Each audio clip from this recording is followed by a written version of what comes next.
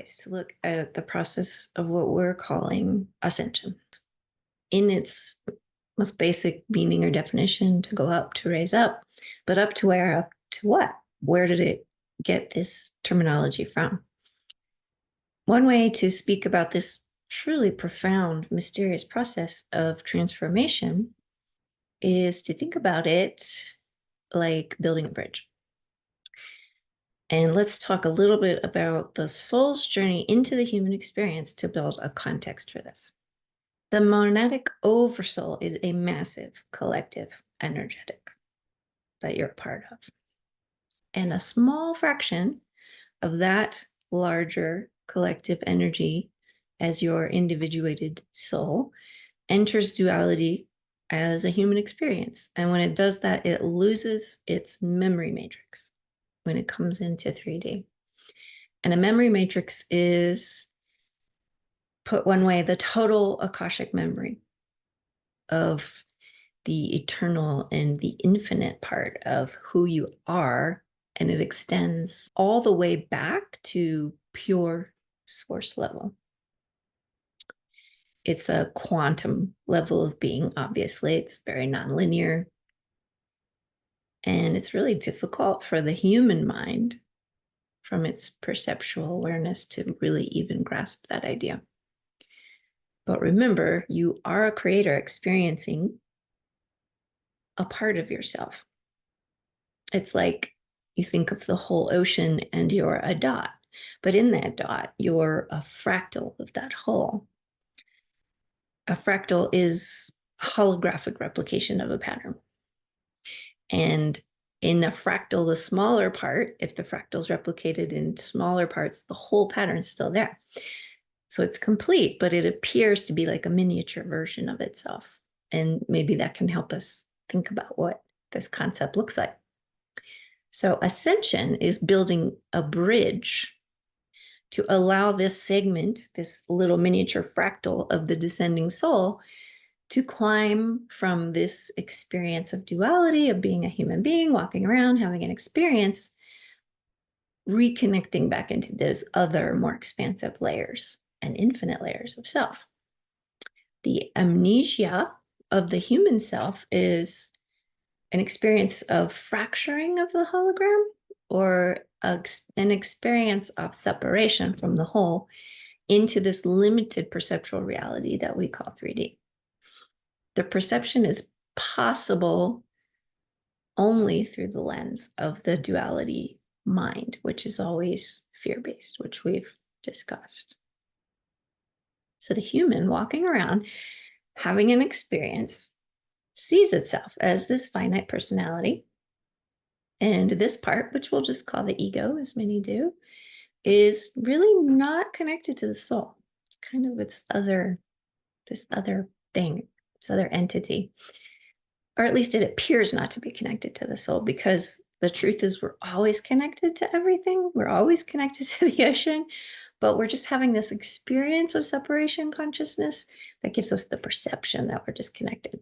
It's really, truly just a trick of the mind, although that's so hard to believe when we're having a 3D experience that feels very real. So your complete and whole essence is always intact, and it never actually fractures. It just appears that it does. It's a perceptual trick in a way. So a small portion of the soul matrix descends into your body, and then it generally sleeps. In a few cases, that's not true, but in the majority of humanity, it goes to sleep because the environment of 3D is so harsh, and it's such a tender, powerful, but tender, energetic, that it's like shock when it comes into this very harsh 3D reality, and it tends to just sort of close up and go to sleep. And ascension, in one way, there's so many ways to talk about what this is when that human being walking around and having an experience realizes in an intuitive moment, as a flash of awareness, or maybe in a certain changes that are happening in a phase of their life, that they are more and there is more. And this is when the soul begins to awaken, to stir, and to kind of get up and look around. and say, whoa, okay, I'm here.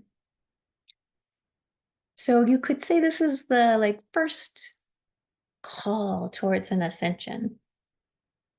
And in the first phase of ascension, we're building an internal bridge back to our soul primarily, so that we can wake up and begin to be guided by the soul from a really different perspective. So that's where it begins. If our lifetime is imprinted as we have a divine plan as an ascension lifetime where we're going to make the full journey back, or part of it, there's different levels that we can go to, then the soul will actually have this longing inside of itself to return to this higher part of itself. It doesn't even know what it is, but it just longs to reunite with more of itself. And even though it can't really articulate that longing, just longing for it. So the soul begins then to direct the human to build this bridge home, even if they would never be cognizant of the words that we're using right now or the thought of it. They start to wake up, as people say, start to see things differently. And so the soul, this little fractal of the soul, slumbers in the root of our body. And its first bridge, there's different legs of the bridge that we'll talk about. Its first bridge home is the Kundalini pathway. And as the soul ascends up this central passageway in the spine, which I'm sure you've all seen images of, we begin to change. This in and of itself creates pretty dramatic change in the human being. As the soul is rising up, it's beginning to rebuild that rainbow bridge to find itself and to restore what it truly is. The soul is then seeking union with its self, its other higher parts of self. It's telling itself it doesn't want to be disconnected anymore or forgetting who and what it is. So it starts to become a seeker. Like, what am I? Who am I? I know there's something. And that's when you see people start to seek their spiritual path. And it may even feel beyond just those questions that it has some purpose, some deeper purpose for the lifetime that it's living. So the soul begins to reach up. Again, the references for ascension, because there is a feeling of upness that's very real. It's a lightening as we actually become lighter and we feel like we're lifting up. But the soul's reaching up for the spirit, that higher layer of the divine self that can seem at that point very distant and vague and outside of self. And this explains the perception of humans for the ages that God is somewhere above and outside of them, because there is this sensation of upness that's very real in the orientation of the energy architecture. And if you look at that even more precisely, you would see that the higher self will cause one layer, a higher layer of us, the genius part of us, the teacher, the inner guru, there's a chakra above the head, about a foot above the head, that it uses to make a temporary connection to the soul extension if it needs to temporarily, but it's not permanently reconnected into the architecture yet in this stage of ascension. So it's kind of coming and going. And this higher aspect can feel, and it is in a way, of perceiving it out of reach and a bit beyond, until the soul really calls it back and does the work to clear the temple, which is the physical body and the energy bodies, to receive the sacred spirit. We have a whole team of guides and angels and teachers that walk with us as we rebuild the bridge. So we're never on a journey alone or abandoned. So even though it seems like, wow, that part of myself is far away, I can't get to it. Again, that's kind of a perceptual misnomer, but it is also true in a way. And so you have a team that connects you, helps you connect the bridge until you can make the connection yourself back to that part of self. So as we're making the bridge, we're calling back this beloved spirit, the spirit of our higher self. And this really requires a lot of preparation, intense perseverance and discipline, because you are preparing a holy vessel, which is your body and your lower energy bodies, to receive this frequency of you. Now, as the process of ascension takes hold, the rainbow bridge itself has intelligence, because we've learned that everything in the ocean has intelligence and knows everything. And it actually begins leading within to give you instinctual guidance for how to rebuild the bridge. So whether you know these details of what I'm sharing with you or other details, because there's many, many ways to see this rebuilding of the bridge, you may not be aware of it, and yet it's still happening. So it's our own inner intention and our preparation to return home, as the soul is saying, I long to return back to something larger than I am. That's what really initiates this rebuilding process to begin. And the preparation for that involves clearing away all these lower distortions, physical toxins, karmic energies, all these entanglements we've talked about. And there's many of them, because you've had many experiences in this human realm and kind of cycled in it and kept accumulating all this dense energy. And you still have it all in your field from all time space experiences, not just from this lifetime. So it's a big job to clean it away.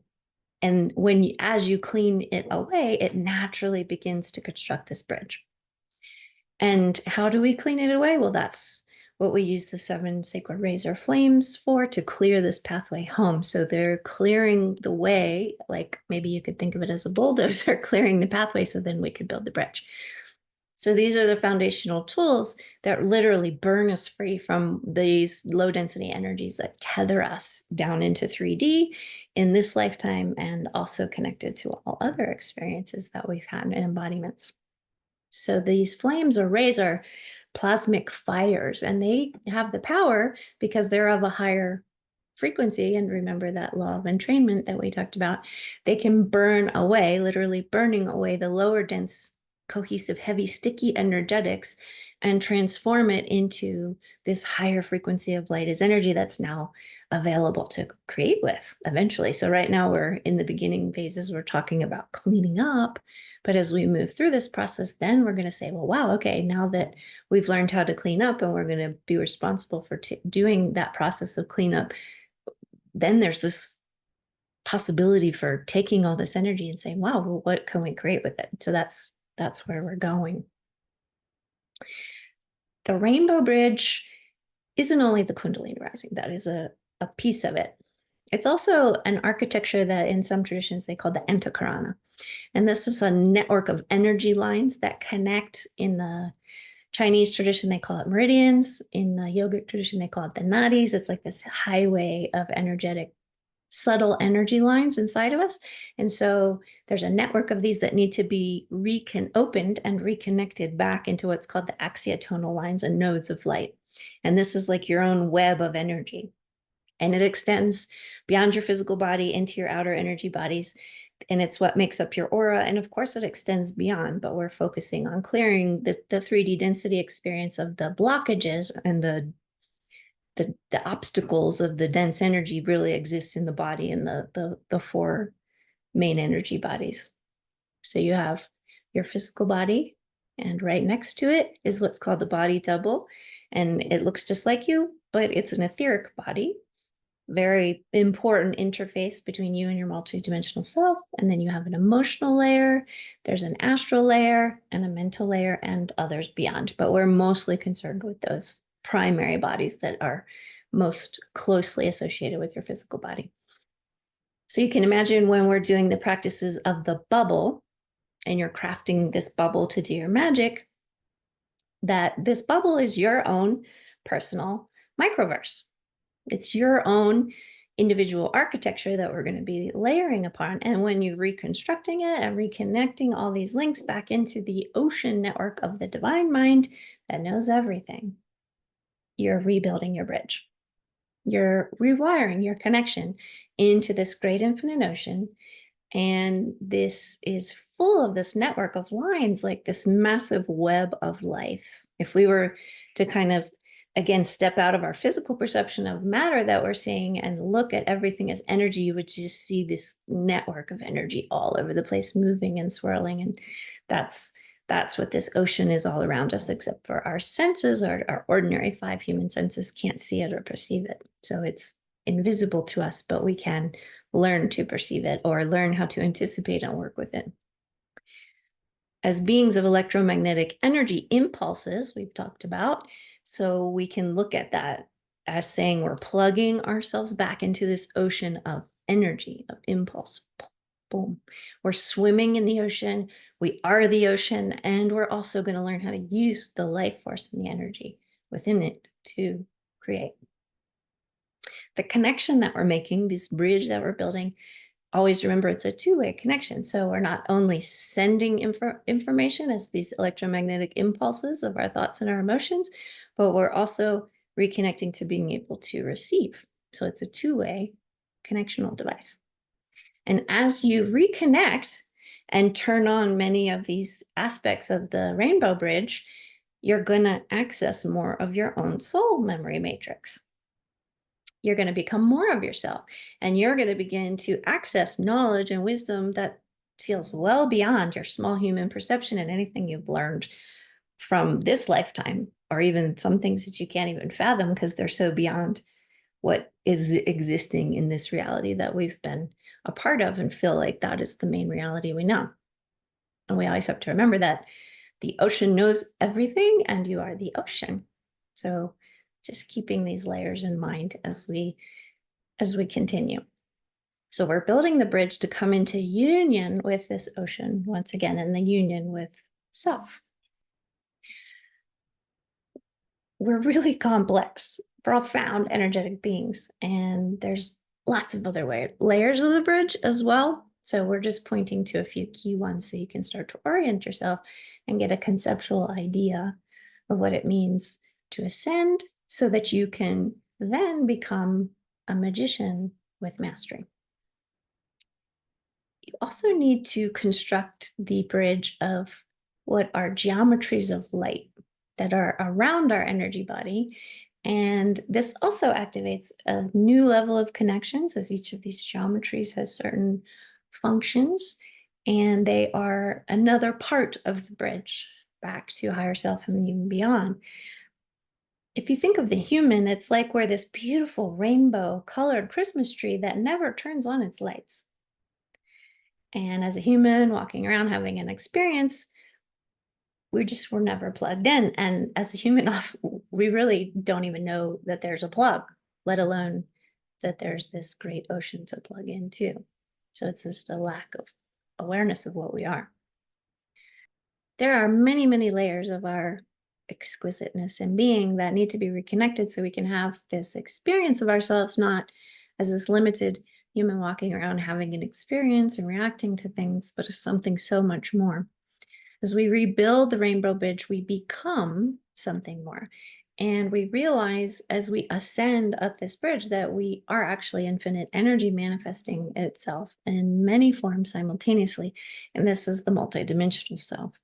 So in our work here, we're rebuilding the rainbow bridge. We're reconnecting, we're plugging in the Christmas tree and lighting up the rainbow network that we have the potential to become if we have the discipline to do the work.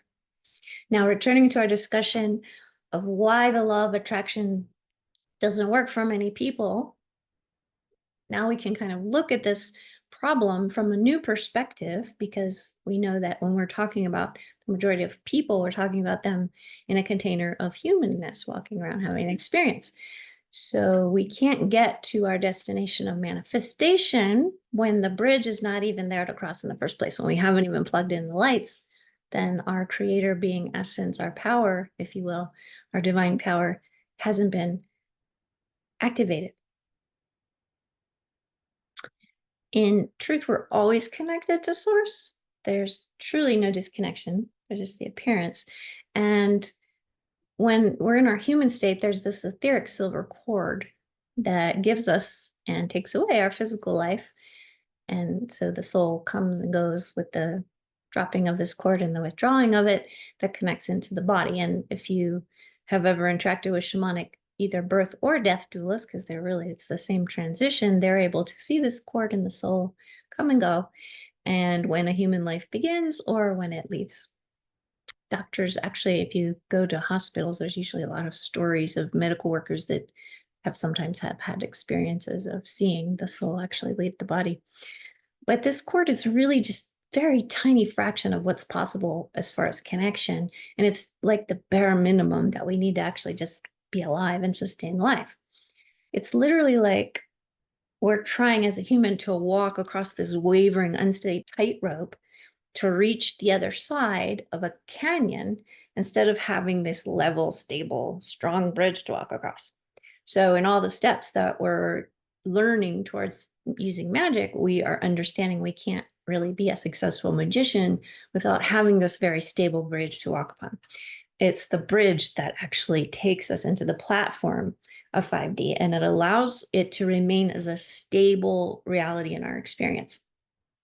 Without it, you see humans being very confused, disoriented, wobbly, misguided by their egoic fears and impulses. They lack focus and precision in their work, and all the other things that we associate with the human condition, if you will, when it's living out through a human egoic 3D reality perception of self. You and your magical manifestation work, when you're in this state, are going to lack coherence. Now, coherence is an important word that we're going to use a lot. So let me define coherence for you.